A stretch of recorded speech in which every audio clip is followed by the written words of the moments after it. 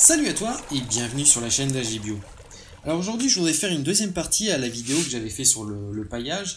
Et là je voudrais te parler un petit peu plus des différents types de paillage. Alors comme je l'ai déjà dit à la première vidéo, le meilleur paillage d'un point de vue écologique, ça va être le paillage qui va être disponible. C'est-à-dire si dans ton jardin ou autour de ton jardin ou dans ton village tu as facilement accès à de la paille, ben, tu vas plutôt utiliser de la paille. Si tu as plutôt accès à du foin, tu vas plutôt utiliser du foin. Le principe, c'est pas d'aller utiliser un matériel qui a été fabriqué à l'autre bout du pays ou dans un autre pays que tu as acheté dans un supermarché pour l'utiliser, etc. C'est bien aussi, mais c'est quand même moins écologique d'utiliser des machines, des camions pour le transport, etc., etc. Si tu peux plutôt utiliser des matériaux près de chez toi qui seront du coup plus écologiques et en même temps, la plupart du temps, gratuits. Donc parmi tous ces types de paillage, je vais commencer par celui que j'utilise le plus souvent et qui est le plus facile à trouver. Donc ça va être la tonte fraîche. Alors la tonte fraîche, tu as un gazon tout simplement. Tu passes ta tondeuse si tu as une tondeuse ou alors tu vas utiliser d'autres moyens. Cette tonte, elle a un avantage quand elle est fraîche d'être très azotée. Donc fraîche, c'est-à-dire qu'elle est verte en fait. Tu viens de la couper, elle est verte, elle est un petit peu humide et ça va être très très très azoté, donc ça va enrichir rapidement le sol. Par contre, alors il faut faire attention à deux choses, c'est que si tu prends, il ne faut pas faire des tas trop épais, parce que si tu fais des tas trop épais, en fait ça va fermenter, ça va dégager de la chaleur et ça peut brûler tes plantes. De la même façon, si tu mets trop sur un tas, ça va mettre trop d'azote en même temps, trop d'azote sur une même surface, donc ça risque aussi de brûler tes racines à cause de ça. Donc il faut y aller un petit peu avec parcimonie, mais si tu en mets régulièrement, ça peut être intéressant. Ce qu'il faut savoir aussi, c'est que si tu mets de la tonte, en fait la tonte, c'est pas quelque chose de durable. Mais si tu l'as à disposition, tu peux y aller. L'autre matériau que j'utilise aussi, donc c'est dans le même esprit, c'est tout ce qui va être du foin ou des herbes sèches que je vais récolter. Donc si tu as sur des zones qui sont pas forcément des gazons, tu vas avoir des herbes qui vont pousser, tu vas les enlever, ça va te faire un petit tas et tout ça tu vas pouvoir l'utiliser en paillage. Alors là, la plupart du temps, ça va être un petit peu moins azoté, ça va apporter un peu moins d'azote dans le sol, mais ça peut être quand même un très bon paillage. Ça va être bien sûr moins durable que de la paille par exemple, de la paille de blé, mais ça aura toujours son utilité au potager. Quand j'étais plus jeune, et même les anciens, c'est un petit peu ce qu'ils faisaient. Quand ils enlevaient ce qu'ils appelaient les mauvaises herbes du jardin, du potager, en fait c'était toujours mélangé avec le fumier, donc ça se dégradait avec le fumier des poules et d'autres animaux. Et ce mélange-là, en fait, on l'incorporait toujours au potager avant les cultures. Ensuite, j'y viens, la paille de blé. Donc la paille de blé, c'est vraiment un très bon paillage à utiliser au jardin. La paille, le gros avantage qu'elle a, c'est qu'elle est assez durable, elle ne se dégrade pas très rapidement comme la tonte ou comme le foin, comme j'ai précisé avant. Et en même temps, la lignine qui est présente dans la paille, elle va enrichir le sol et favoriser la présence de champignons. Alors maintenant, le petit bémol, c'est que quand on utilise la paille, il faut faire attention aux traitements qui ont été utilisés pour la culture. Il faut faire attention à certains types d'engrais ou notamment aux pesticides. Et en dehors de ça, la paille, ça reste quand même très très intéressante, même si c'est pas aussi azoté que la tonte. Forcément, la paille, c'est une matière qui est sèche, donc il n'y a pas d'azote comme la tonte que tu as mouillée. Maintenant, si tu as les deux, ça peut être intéressant de faire un mélange. Ça te fait un petit rapport carbone-azote qui peut être sympa. Ensuite, on en parle pas mal sur internet, j'avais fait aussi une vidéo là-dessus. On peut utiliser ce qu'on appelle le BRF. Alors le BRF, c'est le bois raméal fragmenté. C'est un broyat qui est fait à partir des jeunes rameaux. C'est un très bon paillage pour les végétaux, c'est un paillage qui est à la fois durable, nutritif et facile d'utilisation. Ça fait partie des meilleurs mulch. C'est surtout très intéressant pour les arbres en fait. Si on veut faire une forêt comestible, si on veut faire un verger, ça va être un super matériel à utiliser. Si par contre c'est plutôt pour un potager, on peut en mettre, il n'y a pas de problème. Ça sera toujours utile, ça apportera toujours un plus. C'est pas aussi enrichissant que la tonte, mais c'est plus durable. Donc pareil, si on peut faire un petit mélange tonte et BRF, ça peut être sympa aussi.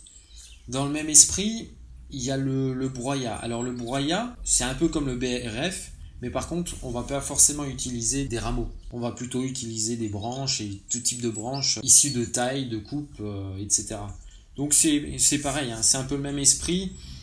C'est un peu moins nutritif que le BRF, hein, forcément, mais ça a toujours son utilité au jardin. Comme le BRF, plutôt sur les arbres, on peut l'utiliser aussi au potager, mais bien sûr, dans l'idéal, à coupler avec de la tonte. La sciure de bois, alors c'est bien, mais c'est très carboné, ça fait un apport de carbone, mais souvent la sciure, avec de l'eau, ça peut faire un petit peu une espèce de pâte ou une espèce de croûte sur le sol. Et du coup, cette croûte, elle risque d'asphyxier en fait le sol, en empêchant les échanges gazeux. Même éventuellement, si c'est une croûte épaisse et que d'un coup il y a une pluie, ça peut aussi limiter l'apport d'eau dans le sol, donc du coup ça peut éventuellement poser des problèmes aussi. Donc la sciure, on peut l'utiliser mais avec modération. Pareil, si on utilise de la tonte ou du foin, on peut mélanger un petit peu de sciure avec, ça fera pas de mal, mais il faut pas mettre une trop grosse quantité. Il y a un autre type végétal que certains utilisent, c'est tout ce qui est feuillage. Alors le feuillage, je suis pas forcément pour, parce que à l'automne, les feuilles tombent de l'arbre et vont tomber au pied de l'arbre. Et là, il y a toute une faune qui va s'associer aux champignons pour dégrader ces feuilles et enrichir le sol, pour permettre à l'arbre de se nourrir, de continuer à vivre, à prospérer, etc. Donc si on va ramasser les feuilles de cet arbre-là, forcément c'est de la nourriture qu'on va enlever à l'arbre et c'est de la nourriture qu'on va enlever au sol. Donc c'est pas forcément quelque chose que je vais recommander, je suis vraiment pas fan. Malgré tout, dans certains cas, si jamais c'est un arbre et que tout autour il y a du béton ou du macadam, forcément les feuilles qui vont tomber sur le macadam ou sur le béton, elles vont pas enrichir le sol. Elles vont plutôt dégrader le sol d'un point de vue visuel, on va dire, et puis faciliter des glissades, etc. Donc dans ce cas-là, effectivement, on va le ramasser et plutôt que de le mettre dans une benne, là par contre on peut l'utiliser pour pourquoi pas le potager. Donc là ça peut être intéressant. Mais par contre c'est généralement quelque chose qu'on va plutôt utiliser en fin de saison, éventuellement en tout début de saison. Et l'inconvénient c'est que les feuilles elles ont tendance facilement à s'envoler. Donc pourquoi pas, c'est pas le meilleur mais on peut quand même l'utiliser. Et ensuite, il y a d'autres matériaux qu'on ne pense pas forcément, comme les cailloux. Alors, les cailloux, ils ne vont pas forcément apporter grand-chose en éléments nutritifs pour le sol et pour les plantes. Par contre, ils ont malgré tout la particularité de mettre la terre à l'abri du soleil, par exemple. Et notamment, ça peut être intéressant si on a des cailloux clairs. Je vais prendre un exemple un petit peu bateau, mais si on a une couverture de cailloux blancs, ça va forcément refléter la lumière beaucoup plus que si on a un sol noir. Donc ça peut quand même apporter quelque chose au sol. Et puis de la même façon, les cailloux, ça peut protéger en même temps contre le vent ou contre la pluie. Et on a de nombreux animaux qui peuvent venir se cacher entre les cailloux. Leur déjection et leur vie et leur mort peuvent enrichir sur le long terme le sol. Donc on n'y pense pas, mais ça peut malgré tout, quand on n'a aucun matériel, être intéressant, pourquoi pas. Et enfin, c'est un petit peu sujet à controverse, je vais parler du carton. Alors tout ce qui est carton, quand on achète un meuble, on achète, je sais pas, quelque chose, et on a du carton, et ce carton-là, plutôt que de le jeter ou de le brûler, pourquoi pas l'utiliser en paillage. Alors c'est une très bonne idée parce que le carton fait un petit apport de carbone, ça protège le sol contre tout ce que j'ai pu évoquer avant, donc la pluie, la chaleur, les herbes indésirables, les vers de terre ils aiment beaucoup ça, les escargots aiment beaucoup se cacher sous les cartons. Maintenant le problème avec les cartons c'est que, alors il faut bien penser à enlever le scotch qui est mis autour avant de le mettre au sol.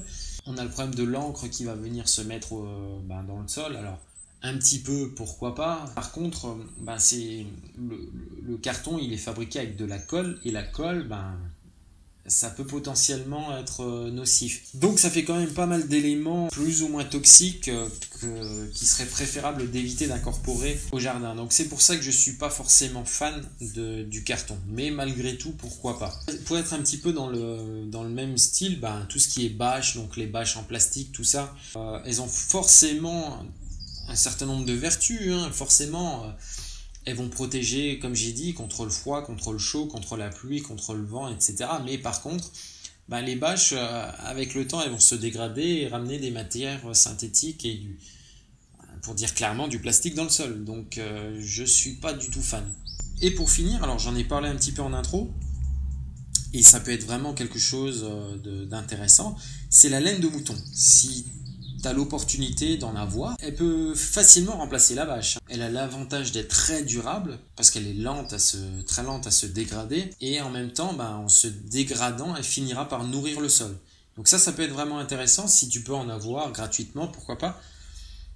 C'est sympa. En plus, si c'est de la laine qui est blanche, elle va refléter la lumière du soleil, donc du coup, ça va permettre de protéger en été contre les trop fortes chaleurs. En hiver, la laine de mouton, c'est sympa aussi. Donc voilà, j'ai essayé un petit peu de faire le tour. Comme tu vois, il y a plein de matériaux que tu peux utiliser pour ton paillage.